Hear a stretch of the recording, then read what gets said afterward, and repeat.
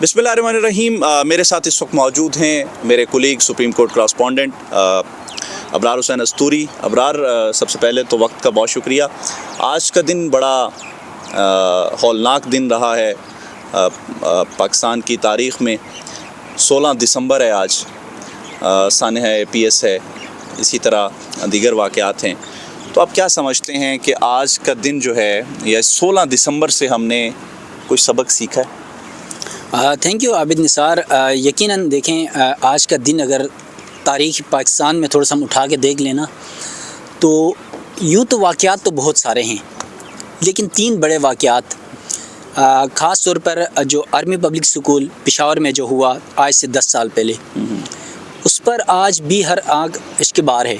यकीनन पाकिस्तान की तारीख़ का तकरीबन 140 से 144 के करीब बच्चे शहीद हुए, और जिन लोगों की सोच थी पाकिस्तान को डिग्रेड करने की, या पाकिस्तान को जिन लोगों की आंखों में पाकिस्तान खनकता है, उनको तकलीफ़ तो हमेशा से रही है। तो उन दहशतगर्दों का जो एक माहौल पाकिस्तान में एक अरसे से चलता रहा, उसका वो शिकार हुए। यकीनन बड़ा दुख का लम्हा था आज से 10 साल पहले जब सानहा APS हुआ। लेकिन 16 दिसंबर की तारीख़, यकीनन हमने पाकिस्तान में तारीख़ में बहुत कुछ बताने की कोशिश ज़रूर की गई, लेकिन छुपाया भी बहुत कुछ है। सानहा APS के मुल्ज़िमान कौन थे, उन्हें आज तक कटहरे में क्यों नहीं लाया जा सका? सुप्रीम कोर्ट में मैं और आप इस वक्त मौजूद हैं। सुप्रीम कोर्ट में आर्मी पब्लिक स्कूल के बच्चों के वालिदैन इंसाफ के लिए दर पदर की ठोकरें खाते रहे, लेकिन यहाँ से भी सिर्फ बस वहीं हर चीफ जस्टिस जजेस आते रहे जाते रहे, हर एक ने बस रिपोर्टें मांगते रहे, लेकिन उस पर कोई फ़ाइनल अब तक पेशरफ नहीं हो सकी। उसका असल मुजरिम कौन था, मुल्ज़िम कौन था, उसे कटहरे में नहीं लाया जा सका। फिर उसके बाद हमने तारीख़ क्या पढ़ाई कि आज देख लें आप, TV चैनल्स हों या हर तरफ हों। मैंने बहुत सारे दोस्तों से यहाँ वैसे गपशप की, आपसे भी मैंने पूछा कि आज के दिन क्या कुछ हुआ था, तो आपने भी बताया यार कि सानहा APS हुआ था। यकीनन हर बच्चे को पता है कि सानहा APS हुआ था 10 साल पहले, लेकिन अगर उससे थोड़ा सा पीछे चले जाएं तो 2 और वाक़यात हैं बड़े पाकिस्तान की तारीख़ के। कभी उन वाक़यात का हमने तज़किरा नहीं किया। हमारी किताबों में बहुत कहीं इशारों में मिलता है तो ठीक है, नहीं तो मुश्किल है। हमने अपनी तारीख़ ही मस्क कर दी है। एक है सकूत ढाका, बांग्लादेश बना पाकिस्तान से टूट के, और उसमें भी हमारे हुक्मरानों की गलतियां थी। उन गलतियों का हमने खमियाजा भुगता और पाकिस्तान 2 हिस्सों में तकसीम हो गया। हमने उससे भी नहीं सीखा। फिर आपको पता है 9/11 के बाद पाकिस्तान में दहशतगर्दी का एक माहौल शुरू हुआ, और ख़ास तौर पे मदारिस के ऊपर, उलमा के ऊपर। और क्योंकि पाकिस्तान आपको पता है कि इस्लाम के नाम पर बना है, इस्लामी जमहूरियत पाकिस्तान नाम है। उसके बाद 2006 में पेशावर के अंदर बाजोड़ में, खैबर पख्तूनख्वा में, अब उसकी हिस्ट्री अभी तक, उसकी भी तारीख़ हमें नहीं बताई जाती है या नहीं पढ़ाई जाती है।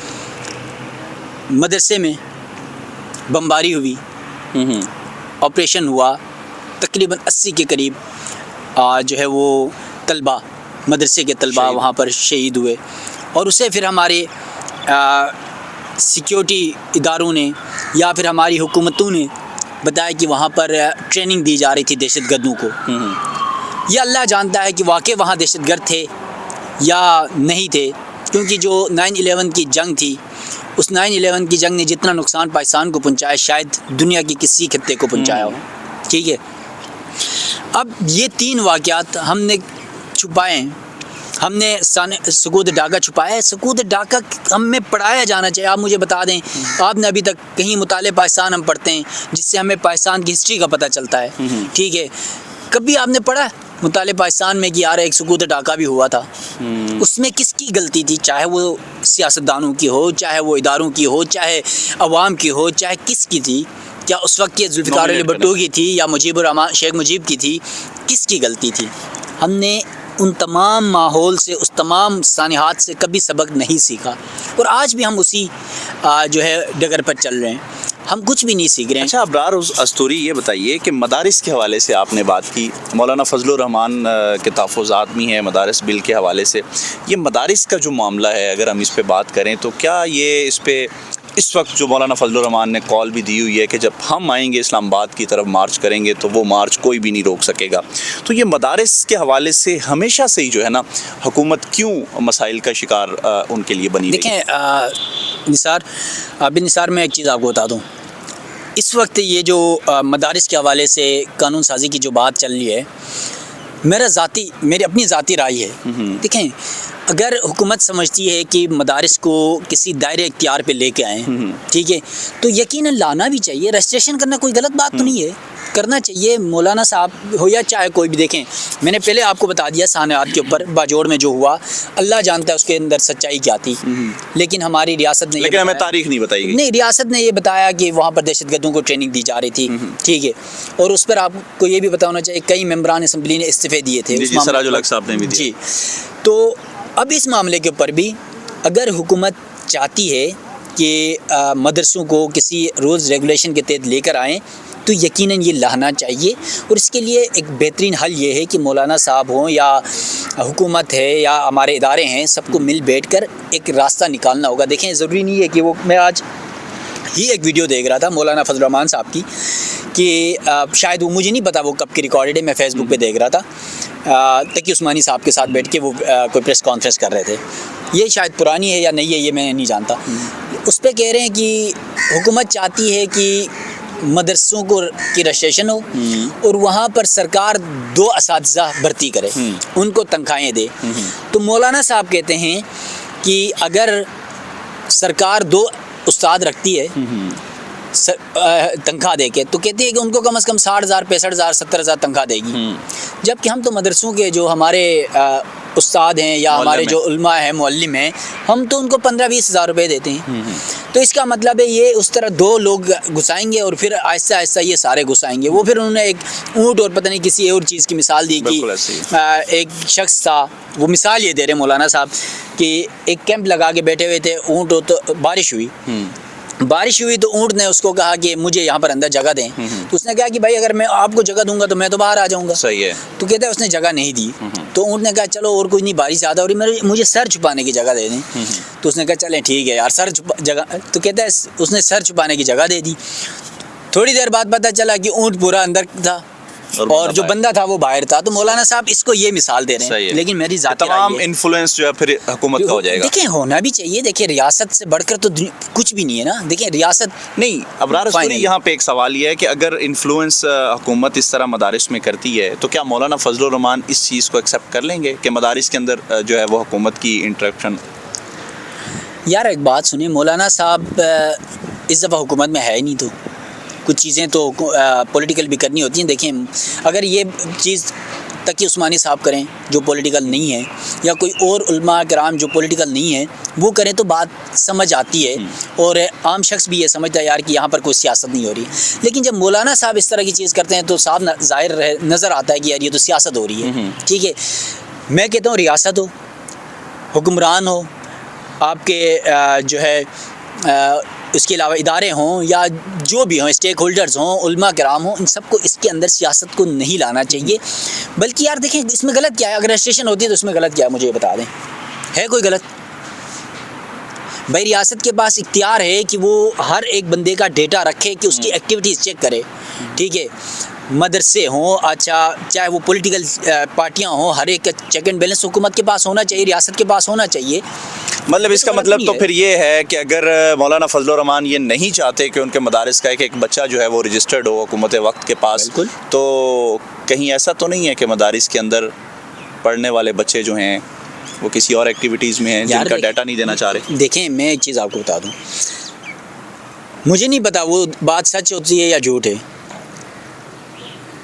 کچھ ماضی کے اگر جس طرح میں نے ایک ذکر کیا آپ کو باجوڑ کے مدرسے کے اوپر ہوا، ریاست بلا وجہ کسی مدرسے کے اوپر تو نہیں کرتی، کچھ تو ہوگا نا، جس کی پردہ داری تھی تب ریاست نے ایکشن لیا، ٹھیک ہے ریاست لال مسجد. سر میں نام نہیں لینا چاہ رہا کسی بھی کیونکہ باجوڑ کا آج کا دن ہے تو میں نے اس لیے لیا. تو یہ چیزیں کہیں نہ کہیں پاسبلٹی ہیں کہ ہو سکتا ہے ایسی ہو. اور دیکھیں رجسٹریشن اگر دیکھیں میں غلط نہیں ہوں نا تو میرا ڈیٹا سارا ایجنسیوں کے پاس ہو, ریاست کے پاس ہو, حکومت کے پاس ہو, پولیس کے پاس ہو, تو مجھے کیا فرق پڑتا ہے اگر میں کوئی غلط ایکٹیویٹی کر نہیں رہا تو مجھے کیا مسئلہ ہے. میں دیکھیں میں آپ سچی بات آپ کو بتا رہا ہوں. کچھ دن پہلے میرے ایک دوست نے مجھے کہا یار کہ آپ کا تھوڑا سا ڈیٹا چاہیے پرسنل. میں مذاق کیا اس کا, میں کہا کسی ریاستی ادارے کو چاہیے. اس نے کہا نہیں یار ویسی کا ہے.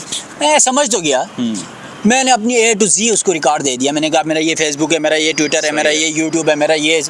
بھائی میں جب کوئی غلط ایکٹیویٹی کر ہی نہیں رہا ہوں تو مجھے گھبرانا کس بات کا. مجھے میرا رجسٹر تو شناختی کارڈ بنا کے میری رجسٹریشن ہو چکی ہے. اور پھر آج کا دور ایسا ہے, ٹیکنالوجی کا دور ہے, ایک ایک چیز ریاست کے پاس اس کے پاس ڈیٹا ہوتا ہے, اتنی ایجنسیاں آپ کے پاس ہے, ایک ایک چیز کی نالج ان کے پاس ہے.